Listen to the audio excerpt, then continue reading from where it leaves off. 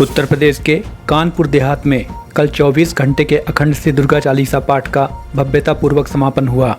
यह कार्यक्रम banquet hall नगर पालिका परिषद पुखराया में संपन्न हुआ, जिसमें हजारों की संख्या में संगठन के कार्यकर्ता व क्षेत्रीय जनमानस की उपस्थिति रही। श्री दुर्गा चालीसा पाठ के समापन में संगठन की केंद्रीय अध्यक्ष शक्ति स्वरूपा बहन पूजा शुक्ला, केंद्रीय महासचिव सिद्धाश्रम रत्न अजय अवस्थी एवं सिद्धाश्रम चेतना आरणी जी की महत्वपूर्ण उपस्थिति रही। कार्यक्रम के समापन में योगी राष्ट्रीय शक्तिपुत्र जी महाराज की महत्वपूर्ण विचारधारा व धर्म रक्षा, राष्ट्र रक्षा व मानवता की सेवा से जुड़े अन्य विषयों पर मार्गदर्शन प्रदान किया गया।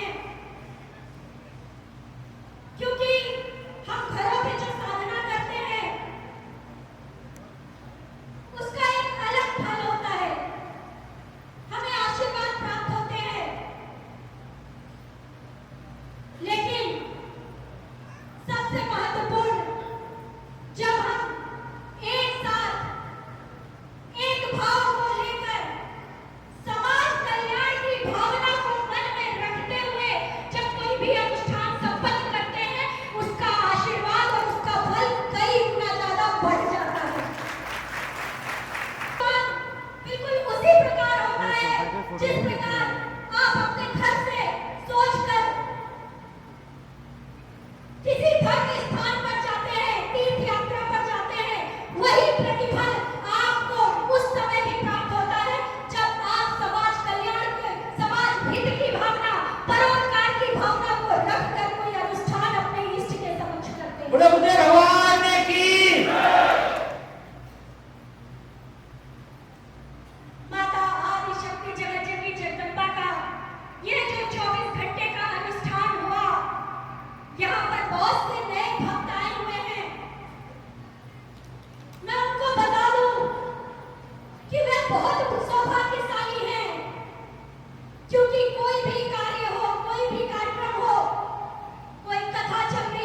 पूजन चल रहा हो, कुछ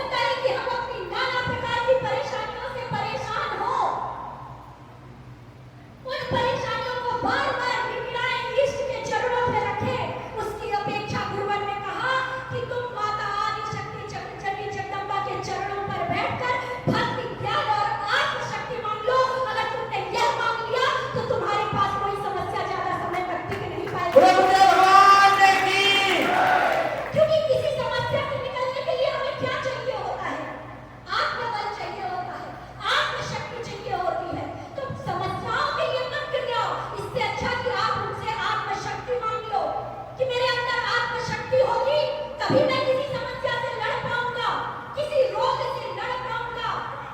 और आत्मशक्ति मांगने के लिए किसकी आवश्यकता है? भक्ति की आवश्यकता है। अगर आपके अंदर भक्ति नहीं है तो आप कैसे अपने इष्ट से प्रार्थना कर पाओगे? अगर आपके अंदर ज्ञान नहीं है तो आप कैसे उनकी आराधना कर पाओगे?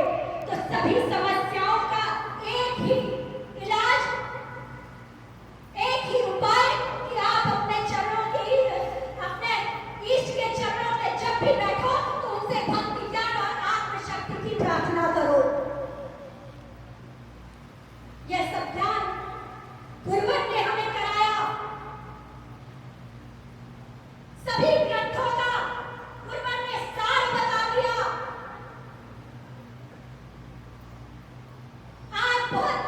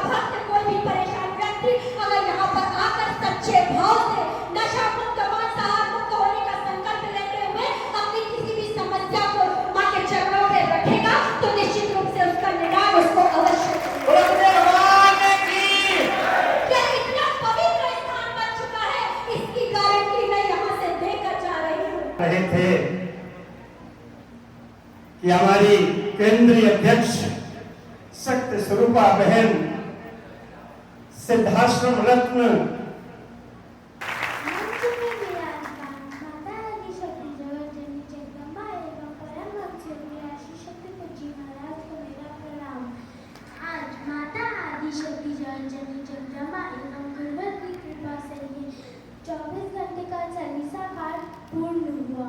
मैं आप सभी से कुछ कहना चाहती हूँ। आप स्वयं नशे मान से मुक्त रहें, मांसाहार से मुक्त रहें, चरित्रवान जीवन जिए, अपने बच्चों को भी दिलाएं और अपने आसपास के लोगों को भी मुक्त करें। अपने बच्चों को अच्छे संस्कार दें, अपने बच्चों को भी जवानों की गाथाएं सुनाएं। गुरु जी ने नवरात्रि का 8वीं 9वीं 10वीं शिविर रखा है। जैसे आपने मुझे यहाँ आमंत्रित किया, वैसे मैं भी आप सभी को आमंत्रित करती हूँ। आप सभी के इस प्रेम स्नेह के लिए आप सभी को धन्यवाद। जय माता की जय।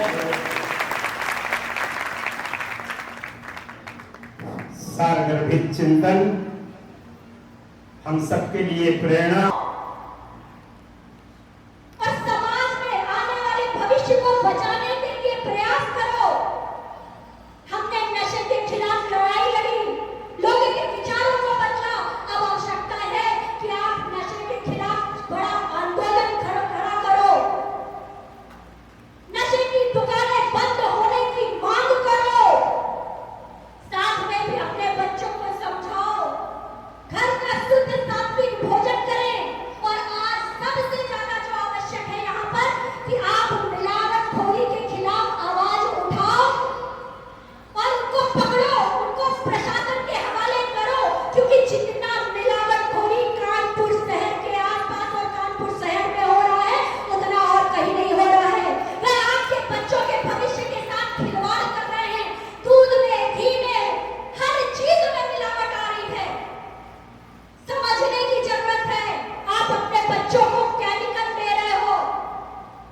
सोचो कि आज 10-10 साल के बच्चों को भी हार्ट अटैक की समस्या हो रही है। छोटे छोटे बच्चे डिप्रेशन का शिकार हो रहे हैं। समाज में केमिकल परोसा जा रहा, पैकेट फूड चीजें बच्चों को मत दो। हाँ, मन करता है बच्चों का, आपसे जिद भी करेंगे। महीने में कभी उनको आप खिला दीजिए, मैं मना नहीं करती।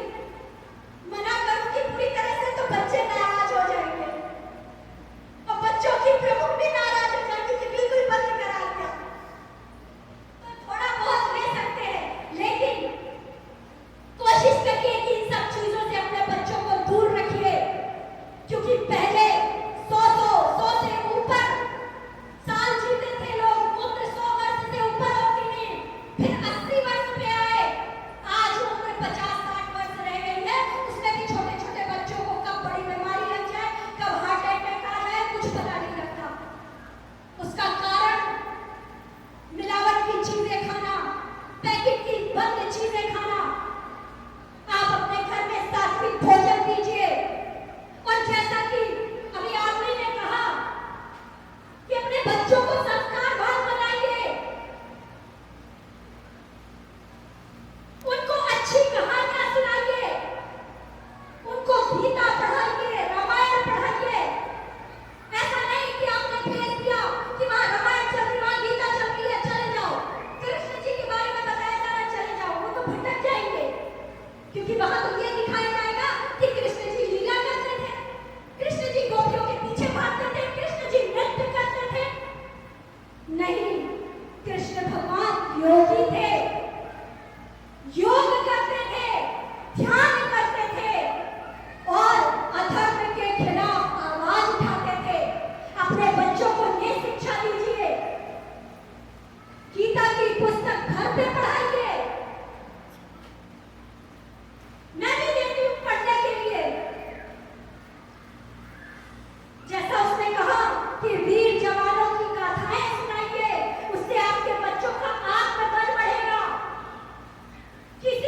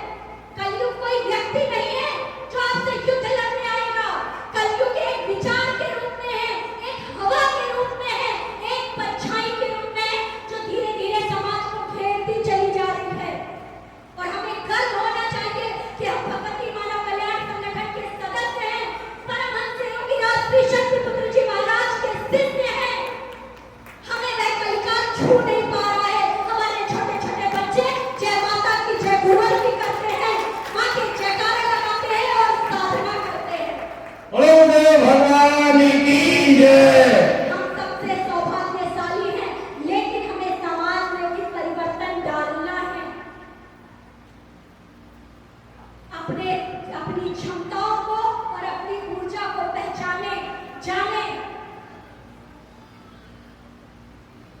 बहुत सी ऐसी बातें हैं जो समाज के बीच में हो रही हैं। मैंने गणपति विसर्जन के विषय में बताया, ऐसी ही बहुत सारी चीजें हैं जिसमें आपको दिखावे में भटकने की जरूरत नहीं है। टीवियों में क्या चल रहा है, सीरियलों में क्या चल रहा है, फिल्मों में क्या चल रहा है, उसमें भटकने की जरूरत नहीं है। आप अपने विवेक शक्ति से सोचें, समझें कि हमें क्या करना चाहिए, हमें कैसे अपने इष्ट की पूजा करनी चाहिए। आप राम जी की पूजा करते हैं, आप कृष्ण की पूजा करते हैं, आप किसी भी देवी देवता की पूजा करते हैं, आप उनका सम्मान करिए। ऐसे कोई भी कर्म मत करिए कि आप रात दिन पूजा करो और फिर मुझे तो आशीर्वाद ही नहीं मिल रहा है। और हो सकता है कि आप में से बहुत से ऐसे लोग होंगे जो बहुत अच्छा जीवन जी रहे होंगे, धन धान्य से परिपूर्ण होंगे, लेकिन आपने आगे आने वाला समय नहीं देखा है। आपके कर्म आगे फल की प्रतीक्षा कर रहे हैं। आपने गलत तरीके से धन धान्य से आप आज परिपूर्ण हैं, आपके बच्चे उसको सब बर्बाद करके रख देंगे। बेईमानी से कमाया हुआ धन बेईमानी में ही जाता है। मैंने 1000 बार आपको बताया है, कभी भी वह आपके अच्छे काम में नहीं लगेगा। आपके पास परेशानी भी इसीलिए आएगी कि आपने इतना धन बेईमानी से कमाया, इतना ईमानदारी से कमाया, उसके पास सब हिसाब है। इतना धन तो आप रख सकते हैं, लेकिन जो आपने बेईमानी से कमाया तो आप बीमार पड़ेंगे, आपका एक्सीडेंट होगा, आप परेशान होंगे, आप कोर्ट केस में फंसेंगे, तो न जाने कितनी समस्या आएगी और वो धन वहीं चला जाएगा। वो कभी भी आपके जोड़ने, रखने और अच्छे काम में कार्य नहीं करेगा। तो आपको सचेत होने की आवश्यकता है। आप सुख शांति से जीवन जीवन पर सावनी नवरात्रि में अष्टमी, नवमी, दशमी गुरुवार का महत्वपूर्ण शिविर होता है। वर्ष में एक बार ही गुरुवार सिद्धाश्रम धाम पर शिविर देते हैं। उस सिद्धाश्रम धाम पर जहां पर पिछले 27 वर्षों से लगातार माता आदि शक्ति जगतजननी का यही अनुष्ठान जो हमने यहाँ किया, 40 पाठ निरंतर अनंत काल के लिए चल रहा है और वह विश्व में पहला स्थान है। वृषभासन धाम की आप और वहां पर जाकर देखिए, आप एक तो 40 पाठ में बैठ कर देखिए, आपको एक अलग आनंद की अनुभूति होगी, आपके अंदर पात्रता होगी, तो आप वहां की ऊर्जा को महसूस कर पाओगे। तो वहां पर जाइए, वहां पर जाने का, रहने का, भोजन का और शिविर को अटेंड करने का कोई शुल्क नहीं लगता। और गुरुवर ने कहा है कि आप मेरे चिंतनों को सुनो, मेरी विचारधारा को समझो। अगर आपको 1000 बार लगे कि मैं सत्य का ज्ञान करा रहा हूं, तो आप आओ और मेरे शिष्य बनो, वरना मेरी विचारधारा को भी मान लोगे तो भी आपका कल्याण ही होगा। बोलो भगवान की। लेकिन गुरु शिष्य बनने के बाद, गुरुवर के चरणों में समर्पित होने के बाद, गुरु दो कभी मत करना, क्योंकि कहा जाता है कि हरि रूठेंगे तो गुरु का दर मिलेगा, लेकिन अगर गुरु रूठ जाए तो कोई भी दर में आपको शरण नहीं प्राप्त होगी, क्योंकि हरि तक पहुंचाने का मार्ग भी गुरु ही प्रदान करते हैं। हरि रूठे तो ठोर है, गुरु रूठे तो ठोर नहीं है। इस बात को गांठ बांध लो और सच्चाई ईमानदारी का जीवन जिए। गर्मी का मौसम है, मेरे बहुत से भाई बहन पीछे बैठे हुए हैं, बहुत से लोग मुझे देख भी नहीं पा रहे हैं। मुझे इसका कष्ट है, वेदना है। और मैं कानपुर नगर के जो प्रमुख कार्यकर्ता है उनसे कहना भी चाहूंगी कि बारिश का मौसम था, हाल में 40 पाठ रखा गया, लेकिन अब अपनी क्षमता को पहचानिए। हमारे भाई बहन किसी शहर के, किसी कस्बे के हॉल में समा जाए, इतनी क्षमता हॉल में नहीं। भगवान की। आप जितना बड़ा हॉल करेंगे, उससे अधिक संख्या आपके इस जन जागरण में, इस क्रम उपस्थित हो जाए। जिला स्तरीय पाठ के लिए तो अब आपको मैदान ही ढूंढने पड़ेंगे, क्योंकि मैं भी चाहती हूँ कि मैं भी सबको देख सकूं, सब मुझे देख सके। मुझे आप लोगों का प्रेम, स्नेह, सम्मान मिलता है, मैं उसकी बहुत आभारी हूँ कि आपने जो मुझे प्रेम स्नेह दिया, और मैं गर्व महसूस करती हूँ।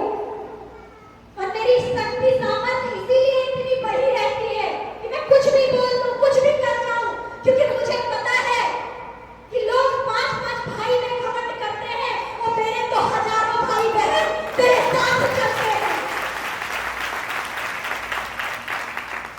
इसीलिए कहीं भी अकेले निकलने में, अकेले जाने में, किसी भी जगह से यात्रा तय करने में मुझे कोई डर महसूस नहीं होता, क्योंकि मुझे पता है कि मेरे गुरुवर, मेरी माँ मेरे साथ है और साथ में मेरे इतने हजारों गुरु भाई बहन मेरे साथ हैं। आज जागृत होने की आवश्यकता है। बहुत सी बातें हैं आपसे करने के लिए, समय कम है, गर्मी ज्यादा है, आप भी परेशान हो रहे होंगे और मुझे भी लंबी यात्रा करनी है।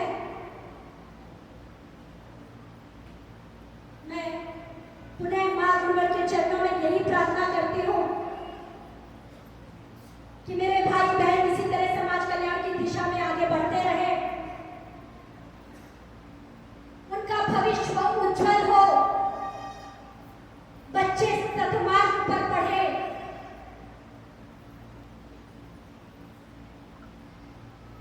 और आपका प्रेम स्नेह मुझे हमेशा ऐसे ही मिलता रहे। मेरी साधना,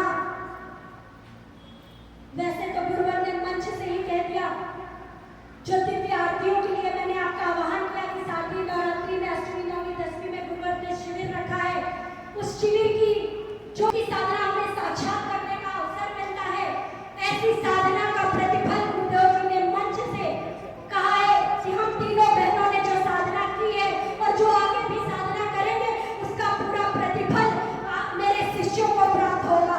तो मेरी साधना गुरुवर ने ऐसे भी आप लोगों के पास समर्पित कर दी है, लेकिन साथ ही मैं जो घर में भी साधना करती हूँ, व्यक्तिगत साधना, उसमें भी मैं अपने संगठन के गुरु भाई बहनों के लिए माँ के चरणों में निरंतर प्रार्थना करती हूँ। इस मंच के सामने, माँ की छवि के सामने हूँ, सच ही बोलूंगी कि मैंने हमेशा संगठन के लिए प्रार्थना की है माँ के चरणों में। व्यक्तिगत जीवन मेरा भी है, समस्याएं मेरे जीवन में भी आती है, बहुत सारी घटनाएं भी मेरे जीवन के साथ घटित होती है, परेशानियां भी आती हैं, लेकिन माँ के चरणों में मैंने व्यक्तिगत जीवन के लिए नहीं, सिर्फ संगठन के लिए ही प्रार्थना की है और आगे भी प्रार्थना करती रहूंगी। माँ के चरणों में यही निवेदन करूंगी कि आज भी जो साधना की है, मैं भी आप लोगों की झोली में माँ डाल दें। इन्हीं सभी शब्दों के साथ मेरे समस्त स्नेही भाई बहनों के जीवन की मंगल कामना के साथ मैं पुनः सभी लोगों को सिद्धाश्रम धाम पर आवाहन करती हूँ, सिद्धाश्रम धाम पर आमंत्रित करती हूँ और साथ में माँ गुरुवर के चरणों में आपके जीवन की मंगल कामना करती हूँ। इन्हीं सभी शब्दों के साथ जय माता की, जय गुरुदेव। और पुखराय के इस प्रांगण में उपस्थित मेरे समस्त परिवार के लोग, पुखराया के गणमान्य लोग और सभी नए माँ के भक्तों को जय माता की, जय गुरु। मैं भगवती मानव कल्याण संगठन शाखा कानपुर देहात पुखराया, उनको मैं अद्भुत भव्य और दिव्य आयोजन के लिए बहुत बहुत बधाई देता हूँ। जब पूरा आधा हिंदुस्तान गणपति के ढोल में नाच रहा है, आपने 24 घंटे का अखंड ये दुर्गा चालीसा का पाठ, हो सकता उनके ढोल में गणपति आए या ना आए, लेकिन आपके अखंड अनुष्ठान में गणपति जरूर आए होंगे, ये मैं दावे करता हूं। माता आदि शक्ति जगत जगदम्बा का योग है, उनके योग से, संकल्प से आप लोगों के तिथि तय होगी कि 30-31 तारीख को अगस्त के महीने में पुखराए के इस प्रांगण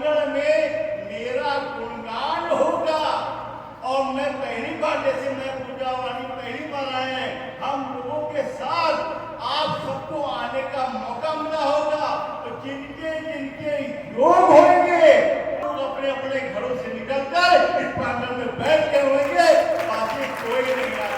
बोलो भगवान की। मेरे भाइयों बहनों, ये कोई साधारण अनुष्ठान नहीं है, ये राधे राधे नहीं है। जो ये वो अनुष्ठान भय है, भय पूरी तरह व्याप्त हो चुका है। जबकि आत्मा की ईश्वर जी ने कहा, कि आत्मा की अमरता और कर्म की प्रधानता, जब आपको ये पता लग गया तो भय किस काम का है। जब सौंप दिया जीवन का संभाल तुम्हारे हाथों में, तो भय दुख सब सौंप दिया। किस बात का भय? चारों तरफ है, चारों तरफ जो भूख है, अजीब सी भूख है, खाने की भूख नहीं। जिसके पास एक बंगला है उसको 2 बंगले की भूख है, जिसके पास 4 गाड़ी है उसके पास 5 गाड़ी की भूख है।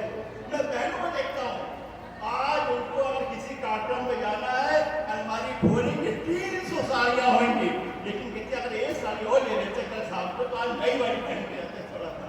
मतलब संतुष्टि नहीं आ रही है, आदमी संतुष्ट नहीं है। और दुनिया के आधे लोग तो अपने आप से नहीं, अपने पड़ोसी से परेशान है।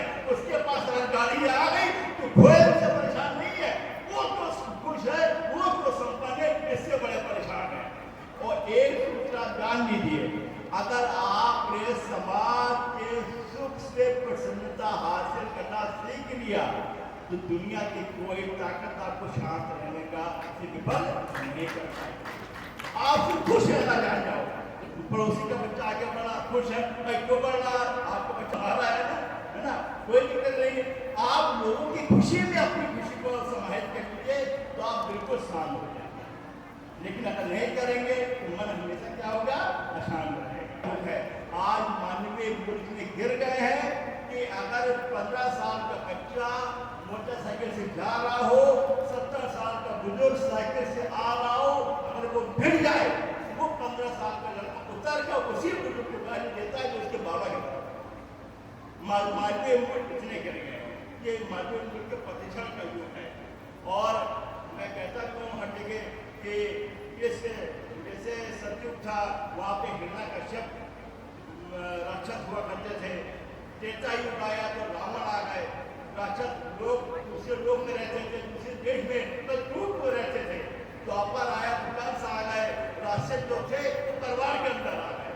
और कलयुग आया, कलयुग में सबसे बड़ा राक्षस जो है वो मैं, अहंकार, मैं स्वयं, वो राक्षस द्वापर में जो परिवार में आया था वो कलयुग में आपके हृदय में आ गया, शरीर में आ गया है। तो सबसे बड़ा अपना दुश्मन मैं हो गया।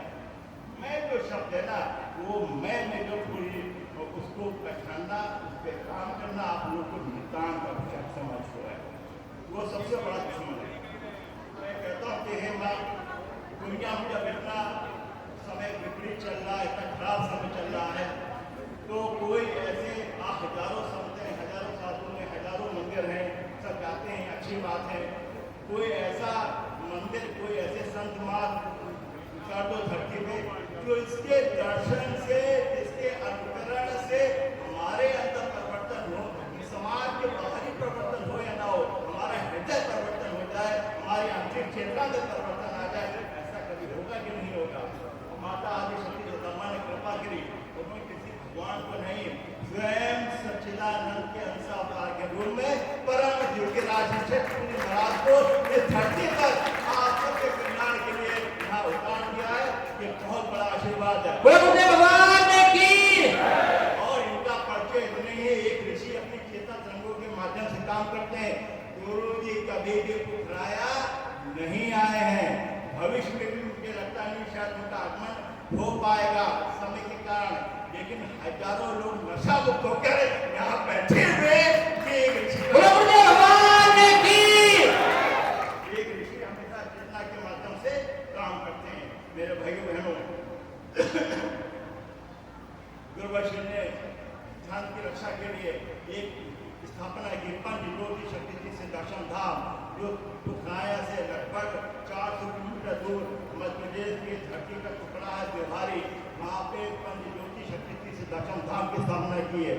वो पूरी दुनिया में एकमात्र ऐसा स्थान है जहाँ पर अखंड श्री दुर्गा चालीसा पाठ पिछले 29 वर्षों से लगातार 28 वर्षों से लगातार अनंत काल के लिए समाज कल्याण और विश्व कल्याण के लिए चल रहा है। बोलो सदा संधान की। एक बार मैं स्लाइड में था तो मेरे बगल में संत जी बैठे हुए थे, नाम नहीं लूंगा, तो मैंने उनको बताया तो बोले कि हाँ हाँ चल रहा होगा। हमने कहा हाँ चल नहीं रहा होगा, एक दिन नहीं 24 घंटे का जिसके यहाँ रामायण का पाठ हो जाता है ना, उनके घर वालों में चेहरा देख रहे ना, दूसरे 12 बज रहा होता है, उनसे कहते हो एक और कर दो रिपीट, बोले भैया आप बस की नहीं है, पूरी रात जगह हैं। 1 दिन 2 दिन 5 दिन 20 दिन 100 दिन 200 दिन, साल 2 साल 4 साल, उनके खड़े हो रहे 5 साल, 50 डिग्री तापमान हो, 0 डिग्री तापमान हो, पानी हो, आंधी हो, तूफान हो, दुनिया जब सुंदर हो रही हो, लेकिन माँ को रोना हो, पूरा भारत बंद, लेकिन माँ के अखंड श्री दुर्गा जयंती का पाठ बंद नहीं। बोलो सदा संधान की। हमने कहा महाराज जी जिस दिन आप 7 दिन का 24 घंटे का खेलेंगे ना, कहते हाँ जी अब थोड़ी देर बाद बोलना कि हाँ वैसे बहुत बड़ा काम है ये तो, जो हमने कहा अखंड दुर्गा चालीसा पाठ बिना माता आदि शक्ति जगदम्बा की कृपा के बगैर हो नहीं सकता है, बिना एक ऋषि के नेतृत्व में हो नहीं सकता है, जिसको कोई साधारण संत और साधु नहीं करा सकते।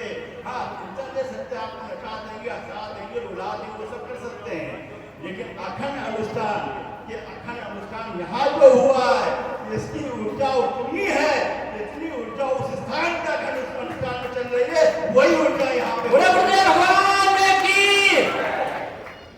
गुरु जी ने वहां जाने के बाद तब ध्यान साधना सेवा समर्पण बहुत सारी चीजों के आप लोग ये सब जितने लोग बैठे हैं राम नाम का रक्षक बटाले, यह सब सेवा को पकड़ पा चुके हैं।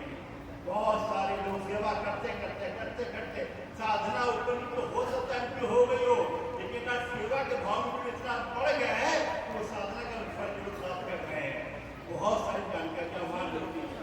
और एक और बात है, उस स्थान की पूरी दुनिया में एकमात्र स्थान ऐसा है, अगर आपके बच्चे, आपके पति, आपके रिश्तेदार, नातेदार कोई भी नशे से परेशान हो पूरी दुनिया में, और उसको वहाँ पे ले जाएंगे, 2 से 3 दिन 4 दिन वहाँ रुकता है, सुबह शाम की आरती रहता है, निःशुल्क अन्नपूर्णा भंडार का प्रसाद देता है, गौशाला में सेवा करता है, गुरु को प्रणाम करता है, 100 में से 99 लोग नशा मुक्त होकर बोलो गुरुदेव भगवान की। ये प्रताप है वहाँ का, और ये प्रताप पूरी दुनिया में किसी भी मंदिर में गर्व है आप लोगों में कि पूरी दुनिया में आप घूम लीजिए, ये प्रताप किसी कहीं पे नहीं है।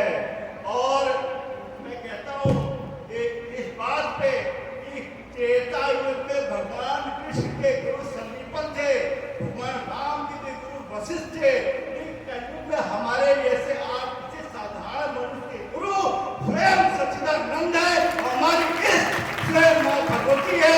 इससे बड़ा इस युग का इससे बड़ा आशीर्वाद आपके जीवन में मिल नहीं सकता।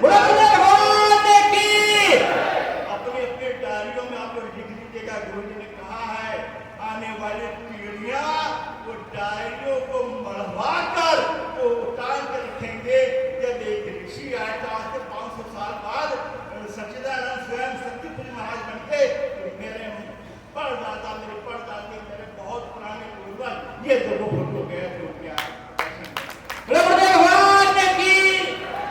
भाइयों बहनों। गुरु जी ने दूसरी धारा बताया कि धन की रक्षा, मानवता की सेवा और राष्ट्र की रक्षा, ये 3 कर्तव्य गुरु जी ने बताया। दुनिया में किसी कोई में बच्चा पैदा हो, ये 3 कर्तव्य दान है। मानवता की सेवा के लिए संगठन का गठन किया भगवती मानव। जब भी कोई ऋषि आता है, जब लक्ष्य तय हो जाता, बाकी सारी लीलाएं होती हैं। राम आए तो रावण का मरना तय हो गया था, बाकी सारी लीलाएं थी। कृष्ण आए तो महाभारत के युद्ध तय हो गया था, बाकी सारी लीलाएं हैं। और स्वयं सच्चिदानंद आए हैं, तीनों धराओं का लक्ष्य तय हो चुका है। आने वाले समय में ये समय नहीं पता, लेकिन अगर यहाँ ऐसा पाठ हुआ है तो एक न एक दिन उखड़ाया आध्यात्मिक नगरी और नशा मुक्त नगरी के नाम से और गुरुओं ने कहा है कि रूप में वो आशीर्वाद है, कोई ना कोई शक्ति साधिका या साधक डाल के लिए ध्वज बनाएगा, ये सुनिश्चित है। बोलो बुद्धे भगवान की मेरे भाइयों बहनों, आज माँ के दरबार में हम लोग आए हैं। कुछ मांगने का लोग मांग सकते हैं आप लोग, लेकिन मेरा मानना है आज कुछ मांगने का दिन नहीं है, आज संकल्प का दिन है। आज अगर आपने संकल्प ले लिया कि माता आदि शक्ति जगह जगह जगदम्बा गुरुवंश के सामने कि मेरा ये अवगुण है, मैं पान खाता हूँ, मसाला खाता हूँ, दारू पीता हूँ, झूठ बोलता हूँ, चोरी करता हूँ, डकैती करता हूँ, मेरा ये अवगुण है, उस अवगुण को त्यागने का आप संकल्प अगर ले लेते हैं तो मैं दावे के साथ कहता हूँ आप खाली हाथ यहाँ से नहीं जा सकते। समाज हमको कर्तव्य का बोध कराता है और अर्थात जीवन की पवित्रता और आत्मबल का बोध कराता है। जब समाज और जीवन जब अर्थात एक हो जाते हैं तो हमारा जीवन व्यक्तिगत नहीं रह जाता, कुछ जन जागरण का जीवन हो जाता है, कुछ जन जागरण का होता है। बोलो बुद्धे भगवान की गुरुवंश ने कहा है, जैसे पूजा ने बोला कि अगर माँ से मांगना हो तो कुछ 3 वरदान मांग लो, भक्ति, ज्ञान और आत्मशक्ति। भक्ति, ज्ञान, आत्मशक्ति कितना बड़ा वृत्तांत है, उसमें बहुत लंबा समय चाहिए चर्चा करने के लिए, लेकिन छोटी चीज में बता दूं मैं आपको कि भक्ति उदाहरण के तौर पर, भक्ति जब आपके रूप में आ जाती है और भक्ति किसी कार्यक्रम में काल में समाहित हो जाए वो काल कार्यक्रम बन जाता है। बोलो बुद्धे भगवान की अगर आप में भक्ति आ गई, ज्ञान भले कम हो लेकिन भक्ति का मार्ग बहुत बड़ा मार्ग है। ज्ञान वाला में ज्ञान प्राप्त करने में आपको अहंकार आ भी सकता है। रावण को आ गया था, वो ज्ञानी थे, लेकिन सबरी माता इंतजार कर रही थी वो भक्ति के मार्ग में। इससे बड़ा उदाहरण और क्या होगा। आज जो है कलयुग में भी मेरे 2 संत हैं, मैं कभी नाम चर्चा में लेता नहीं हूँ, लेकिन मैं बता रहा हूँ दोनों मेरे आदरणीय हैं, करनी है, और दोनों तक प्रणाम करता हूँ, नमन करता हूँ मन से। एक ज्ञान मार्गी है, ज्ञान के विरोधा है, उनको कंठस्थ याद है पूरी रामायण गीता, कुछ भी सुन लो, और एक भक्ति मार्ग पर है ना। तो अभी टीवी में बहुत देखते होंगे वो भक्ति ज्ञान में चल रहा है चर्चा। ज्ञान वाला अगर व्यक्ति बिना भक्ति के होगा तो भटकाव आ सकता है, लेकिन भक्ति मार्ग पे अगर आप बढ़ गए तो जीवन में कभी भटकाव नहीं आ सकता। बोलो बुद्धे भगवान की और भक्ति और ज्ञान आपको मिल गया कि दुनिया की कोई ताकत आपको आत्मशक्ति का वरदान देने से रोक नहीं सकती। मेरे भाइयों बहनों, जितना दुनिया में जितना दुख है, जितना भी वैमनस्य है, हिंसा है, वो सब धार्मिक कट्टरता की वजह से है। और दुनिया में जितना भी सुख है, जितना भी दुनिया में सुख है और स्वीकार है, शांति है, सहकार है, वो सब आध्यात्मिक संपन्नता की वजह से है। भक्ति मानव कल्याण संगठन के कार्यक्रम आपको आध्यात्मिक संपन्नता की ओर। आज देश में करोड़ों मंदिर है, मस्जिद है, गुरुद्वारे हैं, 10 करोड़ से अधिक लोग रोज मंदिर में जाते हैं, रोज गुरुद्वारे में जाते हैं, लोग चर्च में जाते हैं और संकट को जल चढ़ा रहे हैं, गणपति में जा रहे हैं। लेकिन फिर भी आप देखिए ना, चारों तरफ भय, हर व्यक्ति भय में। कभी कभी चिंतन करिएगा कि इतने मंदिर हैं, इतने सारे शक्तिपीठ हैं, इतने बाबा आ गए पूरे दुनिया भारत में कि पूछिए मत है, तब भी भय है चारों तरफ। किसी को पड़ोसी से भय है ना। आजकल तो